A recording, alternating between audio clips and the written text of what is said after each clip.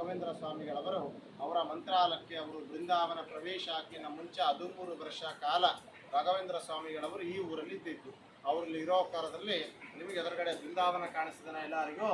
ಇದೇ ಕಟ್ಟಿ ಮೇಲೆ ಸಾಕ್ಷಾತ್ ಶ್ರೀ ರಾಘವೇಂದ್ರ ಸ್ವಾಮಿಗಳವರು ಒಂದಲ್ಲ ಎರಡಲ್ಲ 13 ವರ್ಷ 13 ಇಯರ್ಸ್ ರಾಯರಲ್ಲಿ ಜಪ ಮಾಡ್ತಿರುವಂತಹ ತಪಸ್ಸು ಮಾಡ್ತಿರುವಂತಹ ಸ್ಥಳ ಇದು.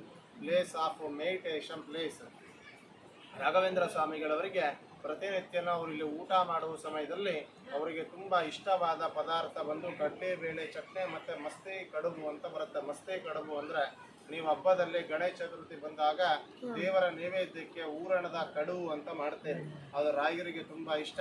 ಅಪರ್ಣಾಚಾರ್ಯ ಅವರು ಪ್ರತಿ ದಿವಸನೂ ರಾಯರಕ್ಕೋಸ್ಕರವಾಗಿ ಮಾಡಿಕೊಡ್ತಾ ಇದ್ರು. 400 ವರ್ಷದ ಹಿಂದುಗಡೆ ಅಪರ್ಣಾಚಾರ್ಯವರೇ ಅವರ ಕೈಯಿಂದ ಕೂತು ಅವರು ರುಬ್ಬಿದಂತಹ ವರಳಕಲ್ಲು ರುಬ್ಬಗುಂಡು ಇವಾಗೂ ಇದೆ. ಅಲ್ಲಿ ಮೇಲುಗಡೆ ಬರ್ತದೆ. ರಾಯರಿಗೆ ಬಳಸ್ತಿರುವಂಥ ವರಳಕಲ್ಲು ಅಂತ ಹೋಗ್ತಾರೆ. ಹೊಡ್ಕೊಂಡು ಹೋಗಿ ರಾಘವೇಂದ್ರ ಸ್ವಾಮಿಗಳವರು ಈ ಕ್ಷೇತ್ರದಲ್ಲಿ ಇರಬೇಕಾದ್ರೆ ಅವರಿಗೆ ಕನಸಲ್ಲಿ ಸರಸ್ವತಿ ದೇವಿ ಬಂದು ಸ್ವಪ್ನ ಆಗುತ್ತೆ. ನೀ ಮಂತ್ರಾಲಯಕ್ಕೆ ಹೋಗಿ ನೀನು ಮಂಚಾಲಮ್ಮ ಸನ್ನಿಧಿ ಪಕ್ಕದಲ್ಲಿ ಬೃಂದಾವನ ಪ್ರವೇಶವಾಗಬೇಕು ಅಂತ. ಈ ಮಾತನ್ನು ಅವರು ಅಪರ್ಣಾಚಾರ್ಯಗೆ ಹೇಳಿದ್ರೆ ಅವ್ರು ಮಂತ್ರಾಲಯಕ್ಕೆ ಹೋಗಲಿಕ್ಕೆ ಬಿಡಲ್ಲ, ಅಡ್ಡಿ ಆಗ್ತಾನಂತ ಹೇಳಿ ಅವರಿಗೆ ಗೊತ್ತಾಗ್ಲಾರ್ದ ರಾಯರು ಅವ್ರ ಮಂತ್ರಾಲಯಕ್ಕೆ ಹೋಗ್ಬಿಡ್ತಾರೆ. ಅಪರ್ಣಾಚಾರ್ಯ ಅವರಿಗೆ ಶಿಷ್ಯರಿಗೆ ಗೊತ್ತಾದ ಮೇಲೆ ಹೇಗೋ ಒಂದು ಮಾಡಿ ರಾಯರ ಬೃಂದಾವನವನ್ನು ಅಡ್ಡಿ ಹಾಕಬೇಕು, ನಿಲ್ಲಿಸಬೇಕು ಅಂತ ಬಹುಶಃ ನೀವೆಲ್ಲ TVಸಲ್ಲಿ ನೋಡಿರ್ಬೋದು ಅನ್ಕೊಂತೀನಿ. ಅವರಿಗೆ ಬಿಚ್ಚಾಲಿ ಇಂಥ ಮಂತ್ರಾಲಯಕ್ಕೆ ಹೋಗಬೇಕಾದ್ರೆ ಅವರಿಗೆ ತುಂಗಾಭದ್ರಾ ನದಿ ಅಡ್ಡಿ ಬಂದಾಗ ರಾಯರನ್ನ ಪ್ರಾರ್ಥನೆ ಮಾಡಿಕೊಂಡು ಇಂಥ ಮಡಿ ಅಂಗೋಸ್ತ್ರವನ್ನು ನದಿಯಲ್ಲಿ ಹಾಕಿ ರಾಯರ ಹೆಸರ ಮೇಲೆ ಮಂತ್ರ ಮಾಡಿಬಿಡ್ತಾರೆ. ಅವಾಗಿಂದ ಅವಾಗೆ ಅದೇ ಮಂತ್ರನೇ ಈ ಶ್ರೀಪೂರ್ಣ ಬೌದ್ಧ ಗುರುತೀರ್ಥ ಭೈರವದ್ವೀಪಾರ ಪೂಜ್ಯಾಯ ರಾಘವೇಂದ್ರಾಯ ಸತ್ಯ ಧರ್ಮರತಾಯ ಚ ಅಂತ ರಾಯರ ಹೆಸರ ಮೇಲೆ ಮಂತ್ರ ಹೇಳಿ ಅವರು ಈ ಭಯಂಕರ ತುಂಗಾಭದ್ರಾ ನದಿಯಲ್ಲಿ ಕಾಲಿಟ್ಟರೆ ಸಾಕು, ಇದೇ ನದಿನೇ ಅವರಿಗೆ ಮಂತ್ರ ಹೇಳಿದರೆ ಮಂತ್ರಾಲಯ ತನಕ ದಾರಿ ಕೂಟುತ್ತದೆ. ಆ ನದಿ ಇದೇ ತುಂಗಾಭದ್ರಾ ನದಿ. ಇಲ್ಲಿ ಇಂಥ ಅವರು ಮಂತ್ರಾಲಯಕ್ಕೆ ಹೋಗಿ ನೋಡಿದ ತಕ್ಷಣ ಅಪರ್ಣಾಚಾರ್ಯ ಅವರಿಗೆ ತಡ್ಕೊಳ್ಳಾರ್ದ ಅವರ ಜೋರು ಅಣಕುವಂತ ಕಿರುಚುವಂತ ಅವರ ಬೃಂದಾವನ ಮುಂದುಗಡೆ ಅವರು ತಲೆ ತಿರುಗಿ ಮೂರ್ಛದಿಂದ ಕೆಳಗಡೆ ಬಿದ್ದು ಬಿಡ್ತಾರೆ. ಅವರ ಬಿದ್ದ ತಕ್ಷಣ ಬೃಂದಾವನ ವೈಬ್ರೇಷನ್ ಆಗಿ ಬೃಂದಾವನ ಒಳಗಿಂದನೇ ಒಂದು ಧ್ವನಿ ಬರ್ತದೆ. ಸಾಕ್ಷಿ ಅಯಾಸ್ತೋತ್ರೈಹಿ ಅಂತ ಹೇಳಿ ಬೃಂದಾವನ ಒಳಗಿಂದ ರಾಯರು ಹೇಳ್ತಾರೆ, ನೀನಿಷ್ಟೊತ್ತು ನನ್ನ ಹೆಸರ ಮೇಲೆ ಮಂತ್ರ ಹೇಳಿಕೊಂಡು ನನಗೋಸ್ಕರವಾಗಿ ನೀನು ಮಂತ್ರಾಲಯ ತನಕ ಬಂದಿದೆಯಲ್ವಾ, ನೀನು ಬರೋದೆಲ್ಲ ನಾನು ಕಣ್ಣಾರ ನೋಡಿದ್ದೇನೆ ಅಂತ ಹೇಳ್ತಾರೆ. ನೀನು ಮಾಡಿದಂತಹ ನನ್ನ ಹೆಸರ ಮೇಲೆ ಈ ಮಂತ್ರಕ್ಕೆ ಆ ಅಯಗ್ರೀವ ದೇವರ ಮುಖಾಂತರ ನಾನೇ ಸಾಕ್ಷಿ ಇದ್ದೀನಿ. ನೀನು ನನ್ನಕ್ಕೋಸ್ಕರವಾಗಿ ಈ ವಯಸ್ಸಲ್ಲಿ ಮಂತ್ರಾಲಯ ತನಕ ಬರಬೇಡ. ನಾನು ಜಪ ಮಾಡ್ತಿರುವಂಥ ಕಟ್ಟೆ ಇದೆ ನಿಮ್ಮ ಊರಲ್ಲಿ ಬಿಚ್ಚಾಲಿಯಲ್ಲಿ, ಅಲ್ಲಿ ನೀನು ಒಂದು ಪ್ರಥಮ ಏಕಶ್ರ ಒಂದೇ ಶಿಲೆಯಲ್ಲಿ ಬೃಂದಾವನಲ್ಲಿ ಕಟ್ಟು ಸ್ಥಾಪನೆ ಮಾಡು, ನೀನು ಬರಬೇಡ, ನಾನೇ ಬಂದು ನಿನಗೆ ಅಲ್ಲೇ ದರ್ಶನ ಕೊಡ್ತೀನಿ ಅಂತ ರಾಯರು ಹೇಳಿದಾಗ ಅವರು ಅದೇ ದುಃಖದಲ್ಲಿ ಬಂದು ರಾಘವೇಂದ್ರ ಸ್ವಾಮಿಗಳವರ ತಪಸ್ಸು ಮಾಡ್ತಿರುವಂಥ ಕಟ್ಟೆ ಮೇಲೆ ಒಂದೇ ಶಿಲೆಯಲ್ಲಿ ಬೃಂದಾವನ ಪ್ರತಿಷ್ಠಾಪನೆ ಮಾಡಿದರು. ರಾಘವೇಂದ್ರ ಸ್ವಾಮಿಗಳವರ ಅಪರ್ಣಾಚಾರ್ಯ ಅವರಿಗೆ ಇಲ್ಲಿ ಮಾತು ಕೊಟ್ಟಾಗೆ ಜ್ಯೋತಿ ರೂಪದಿಂದ ಇಲ್ಲಿ ದರ್ಶನ ಕೊಟ್ಟಿರುವಂತಹ ಬೃಂದಾವನ ಚೆನ್ನಾಗಿ ಗಮನಿಸಿ ನೋಡಿ, ಒಂದೇ ಶಿಲೆ ಕಾಣಿಸುತ್ತೆ. ಈ ಥರ ನಿಮಗೆ ಬೃಂದಾವನ ಈ ಕ್ಷೇತ್ರದಲ್ಲಿ ಬಿಟ್ಟರೆ ನಿಮ್ಗೆ ಎಲ್ಲೂ ಸಿಗಲ್ಲ ನೋಡಲಿಕ್ಕೆ. ಇವಾಗೂ ಅಪರ್ಣಾಚಾರ್ಯ ಅವರ ವಂಶಿಕರಿದ್ದಾರೆ ಪೂರ್ವ ಕಾಲದಿಂದ. ಇವಾಗಿರೋರು ಬಂದು 6th ಜನರೇಷನ್ ಅಂತ ಕರೀತಾರೆ. ಈ ಮಠದ ನೋಡ್ಕೊಂಡ್ಬರೋದವರೇ ನಾವಿಲ್ಲಿ ಪ್ರತಿನಿತ್ಯನೂ ರಾಯರಿಗೆ ಫಲ ಪಂಚಾಮೃತ ಅಭಿಷೇಕ ಅಷ್ಟೋತ್ತರ ಸದಸೇವ ನಾವಿಲ್ಲಿ 1000 ಅಂತ ಹಿಡಿದು 2000 5000 ಜನಕ್ಕೂ ಮೇಲೆ ಪ್ರತಿನಿತ್ಯನೂ ನಾವಿಲ್ಲಿ ಅನ್ನದಾನ ಸೇವೆ ಮಾಡಿಸ್ತಾ ಇದ್ದೇವೆ.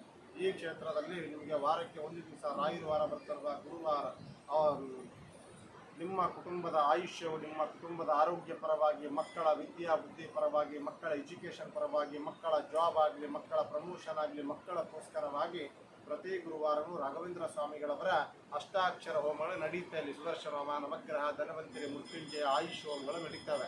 ಇಲ್ಲಿ ಯಾರಿಗೆ ನಮ್ಮ ಮದುವೆ ಆಗಿಲ್ಲ, ಮಕ್ಕಳಾಗಿಲ್ಲ, ಸತಸಂತಾನ, ನಾಗದೋಷ, ಕಾಲ ಸರ್ಪದೋಷ, ಕುಜದೋಷ ಪರವಾಗಿ, ಬ್ಲ್ಯಾಕ್ ಮ್ಯಾಜಿಕ್ ಪರವಾಗಿ, ನಿಮಗೆ ರಾಹು ದೋಷ ಪರವಾಗಿ ನಾನು ಹೇಳೋದಲ್ಲ, ನೀವೇ ಚೆನ್ನಾಗಿ ಗಮನಿಸಿ ನೋಡಿ. ನೀವೆಲ್ಲಿ ನೋಡಿದ್ರು ನಿಮಗೆ ನಾಗಪ್ಪ ಶಿಲೆಗಳ ಜಗ್ಗಿ ಕಾಣಿಸುತ್ತಾ, ಇದೆಲ್ಲ ನಾಗಲೋಕ ಅಂತ ಕರೆಯೋದು. ಇಲ್ಲಿ ಅದಕ್ಕೋಸ್ಕರವಾಗಿ 48 ದಿವಸ ನಾಗಮಂಡಲ ಗೃಹಮಂಡಲ ಪೂಜೆ ಅಂತ ನಡೀತಾರೆ. ಇಲ್ಲಿ ಪ್ರತಿನಿತ್ಯ ರಾಘವೇಂದ್ರ ಸ್ವಾಮಿಗಳಲ್ಲಿ ಸೇವೆ ನಡೀತಾ ಇರುತ್ತೆ. ನಮ್ಮ ಕುಟುಂಬದ ಪರವಾಗಿ ರಾಯರ ಕ್ಷೇತ್ರದಲ್ಲಿ ಅನ್ನದಾನ ಸೇವೆ ಅಥವಾ ಒಂದು ರಾಯರ ಕ್ಷೇತ್ರದಲ್ಲಿ ಒಂದು ಸಣ್ಣ ಸೇವೆ ಮಾಡಿಸ್ಬೇಕು ಅಂತ ನಿಮ್ಮ ಮನಸ್ಸಿಗೆ ಅನಿಸಿದರೆ ಇಲ್ಲಿ ಒಂದು ದಿವಸ ಪಂಚಾಮೃತ ಅಭಿಷೇಕ 108 ರೂಪಾಯಿಯಿಂದ ಶುರುವಾಗಿ ಶಾಶ್ವತವಾಗಿ ಅನ್ನದಾನ ತನಕ ಸೇವೆಗಳಿರ್ತವೆ. ಯಾರು ಸೇವೆ ಮಾಡಿಸಲೇಬೇಕು ಅಂತ ಯಾರಿಗೇನಿಲ್ಲ. 108 ರೂಪಾಯಿ ಕೊಟ್ಟರೆ ನಿಮ್ಮ ಕುಟುಂಬದ ಹೆಸರ ಮೇಲೆ ಒಂದು ದಿವಸ ರಾಯರಿಗೆ ಪಂಚಾಮೃತ ಅಭಿಷೇಕ ಆಗುತ್ತೆ. ಕೊಟ್ಟು ಬರೆಸ್ಬೋದು, ರಸೀದಿ ಕೊಡ್ತಾರೆ. ಅಂದರೆ ನಿಮ್ಮ ಕುಟುಂಬದಲ್ಲಿ ಯಾರಿಗೇನೋ ಆರೋಗ್ಯ ಸಮಸ್ಯೆ, ಹೆಲ್ತ್ ಪ್ರಾಬ್ಲಮ್ಸ್ ಇದ್ದರೆ 508 ಕೊಟ್ಟರೆ ಆರೋಗ್ಯಕ್ಕೋಸ್ಕರ 108 ಸಲ ಪ್ರತಿ ಗುರುವಾರ 108 ಜನ ಮಕ್ಕಳನ್ನು ಕೂರಿಸಿ ಈ ರಾಯರ ಸ್ತೋತ್ರವನ್ನು, ಪೂಜ್ಯಾಯ ಮಂತ್ರವನ್ನು ಸಂಪೂರ್ಣ ಶ್ಲೋಕ ಹೇಳಿ ಜಪ ಮಾಡಿಸ್ತಾರೆ. ಯಾರಿಗೆ ಆರೋಗ್ಯ ಸಮಸ್ಯೆ ಇದೆನೋ ಅವ್ರ ಹೆಸರು ಮೇಲೆ ಆರೋಗ್ಯಕ್ಕಂತ ಹೇಳಿ ಮಾಡ್ತಾರೆ. ಇಲ್ಲ ಅನ್ನದಾನ ಮಾಡಿಸ್ಬೇಕು ಅಂದ್ರೆ 1800 ಕೊಟ್ಟರೆ 1 ತಿಂಗಳು 31 ದಿವಸ ಅನ್ನದಾನ ಸೇವೆ ಆಗಿ ಇದರಲ್ಲಿ ಗೋದಾನ, ಭೂಗ್ರಾಸ ಬರುತ್ತೆ. ರಾಯರ ಒರಿಜಿನಲ್ ಫೋಟೋ ಕೊಡ್ತಾರೆ ಇದು ಪ್ರಸಾದ ಮುಖಾಂತರ. ಇಲ್ಲ ನಾವು 2008 ಅಥವಾ 2508 ಕೊಟ್ಟರೆ 1 ವರ್ಷ ಅನ್ನದಾನ ಆಗಿ ಮಕ್ಕಳ ವಿದ್ಯಾ ಬುದ್ಧಿ, ಆಯುಷ್ಯ, ಆರೋಗ್ಯ, ಎಜುಕೇಷನ್ ಪರವಾಗಿ 12 ಹೋಮಗಳಾಗತ್ತೆ. ಮಕ್ಕಳ ಪರವಾಗಿ ನಾವು ಬೇಡಿಕೆ ಇದ್ರೆ ಹೇಳಿ ಬರ್ಕೊಂಡು ಮಾಡ್ತಾರೆ. ಇಲ್ಲ ನಾವು ಮದುವೆ, ಸಂತಾನ, ನಾಗದೋಷ ಮಾಡಿಸ್ಬೇಕು ಅಂದ್ರೆ 1 ವರ್ಷ ಸರ್ವಸೇವೆ ಅಂತ ಮಾಡಿಸ್ತೇವೆ. ಅದು 5008 1 ವರ್ಷ ಸರ್ವಸೇವೆ ಆಗುತ್ತೆ. ಮಂಡಲ ಪೂಜೆ ಆಗುತ್ತೆ. ಮದುವೆ, ಸಂತಾನಕ್ಕೆ ರಾಯರ ವಸ್ತ್ರ, ರಾಯರ ಫೋಟೋ ಕೊಡ್ತಾರೆ. ಎಲ್ಲಕ್ಕಿಂತ ದುಡ್ಡು ದಾನ, ಅದು ಪುಣ್ಯಧಾರಣೆ, ಅನ್ನದಾನ ಅಂತ ಕರೀತೇವೆ. ನೀವು ಕೊಡೋ ದುಡ್ಡು ನಮಗೆ ಮುಖ್ಯ ಅಲ್ಲ. ಯಾರಿಗೂ ಯಾವೇ ಥರ ತೊಂದರೆ, ತಾಪತ್ರಗಳು ಇರಬಾರ್ದಂತ ನಮ್ಮ ಮಠದ ಉದ್ದೇಶ. 1 ಸಲ ಅನ್ನದಾನ ಸೇವೆ ಮಾಡಿಸಿ ಹೋಗಿ, ನಿಮಗೆ ಗೊತ್ತಾಗುತ್ತೆ, ಎಲ್ಲ ಒಳ್ಳೆಯದಾಗುತ್ತೆ. ಎಲ್ಲರೂ 2 ನಿಮಿಷ ಚೆನ್ನಾಗಿ ಪ್ರಾರ್ಥನೆ ಮಾಡಿಕೊಡಿ. ಇದು ನಿಮಗೆ ರಾಯರ ಪ್ರಸಾದ ಕೊಡ್ತಾರೆ. ಮಂತ್ರಾಕ್ಷತೆ ತಗೊಳ್ಳಿ. ನಿಮ್ಮ ಹೆಸರು, ನಿಮ್ಮ ನಕ್ಷತ್ರ, ನಿಮ್ಮ ಗೋತ್ರ, ನಿಮ್ಗೆ ಏನು ಸಮಸ್ಯೆ ಇದೆ ನಾವು ರಾಯರ ಪ್ರಾರ್ಥನೆ ಮಾಡಿ ಜೀವಿಗೆ ಸಮಸ್ಯೆ ಬಳಸಿ ಹೋಗಿ ನಿಮಗೆ ಗೊತ್ತಾಗುತ್ತೆ, ಎಲ್ಲ ಒಳ್ಳೆಯದಾಗುತ್ತೆ.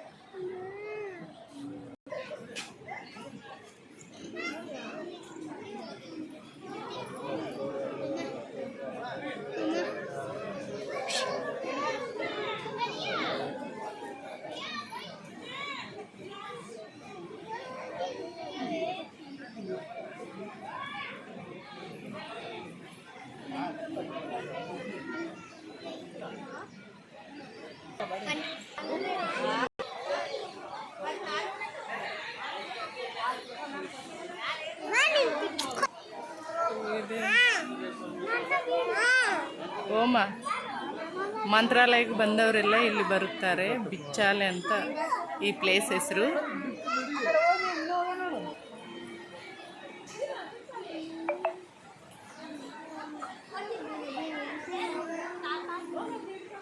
ಉಗ್ರ ನರಸಿಂಹ ದೇವಸ್ಥಾನ ಇದು.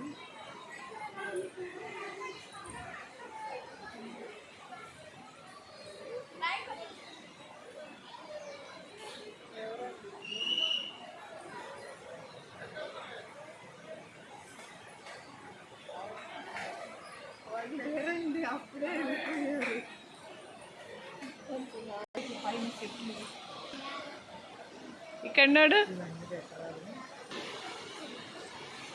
ನದಿ ದಂಡೆಯಲ್ಲಿ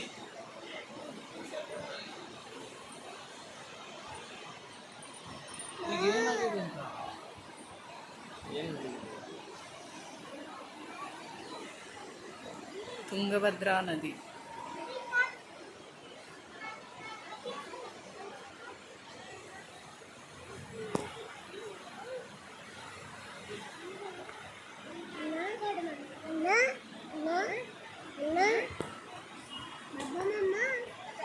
ಆಂಜನೇಯ ಸ್ವಾಮಿ ವಿಗ್ರಹ ಇದೆ ಅಲ್ಲಿ. ಇಲ್ಲಿ ವೆಂಕಟರಮಣ.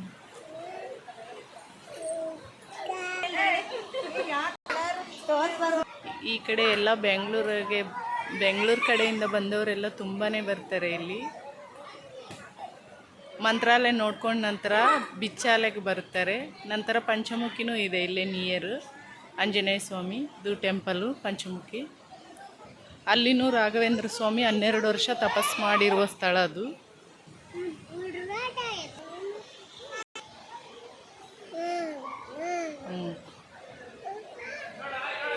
ಆವಾಗಿನಿಂದ ನಾಗಪ್ರತಿಷ್ಠೆ ಮಾಡಿರೋದು.